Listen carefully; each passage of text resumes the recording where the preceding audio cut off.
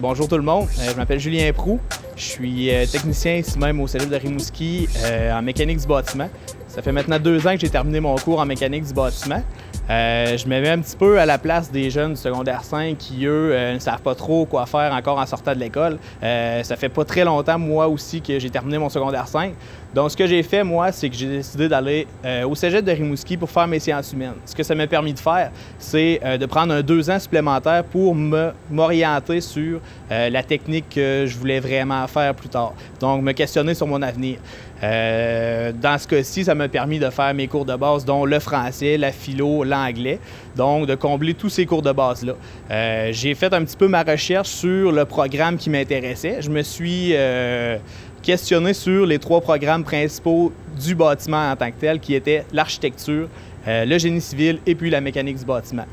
J'ai fait un petit peu ma recherche qui m'a amené à faire mon choix sur la mécanique du bâtiment. Le pourquoi de ça, c'est simple, c'est la polyvalence des emplois, la variété des domaines touchés, autant la plomberie, le chauffage, la ventilation, la climatisation, protection incendie, la régulation. Donc, on voit ici qu'on a vraiment une grande variété de domaines possibles.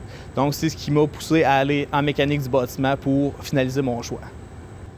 Donc, vous avez qu'à me suivre. Nous allons faire maintenant une petite visite de la salle mécanique de la bibliothèque Gilles Vigneault, ici même au Cégep de Rimouski. Donc, vous pouvez constater ici que nous avons 2 systèmes de traitement d'air. Donc, ces systèmes de traitement d'air en question alimentent la bibliothèque. On est beaucoup axé ici en 2015 sur l'économie d'énergie. Donc, ce qu'on tente de faire, c'est de venir sauver de l'énergie, donc sauver des coûts d'investissement. Donc, ici, nous avons un système de traitement d'air qui lui-même est contrôlé à l'aide de variateurs de vitesse. Ce que ça nous permet de faire, en période occupée et inoccupée, selon la demande, selon la charge en question, de faire varier la vitesse de rotation de notre ventilateur, ce qui nous permet de venir économiser une certaine dose d'énergie à ce niveau-là.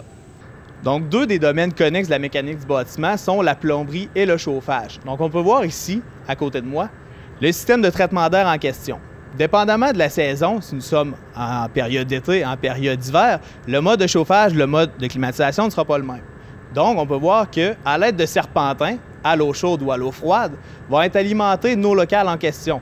Si je suis en période estivale, donc je vais avoir ma boucle d'eau froide, d'eau refroidie qui va venir passer à l'intérieur de mon serpentin.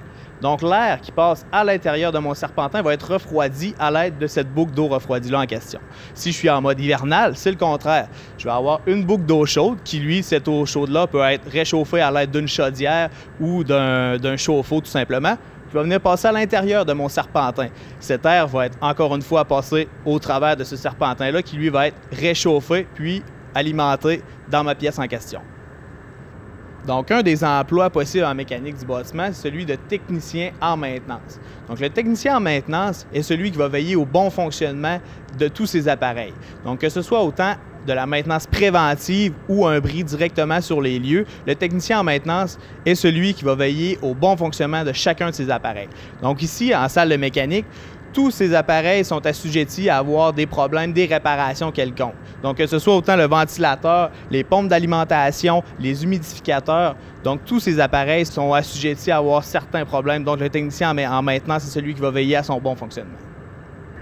Donc, pour conclure, je pourrais dire que la mécanique du bâtiment est un domaine extrêmement varié. Il touche autant la plomberie, le chauffage, la climatisation, la réfrigération. Donc, dans tous ces domaines-là, on tend beaucoup vers l'économie d'énergie, les bâtiments verts.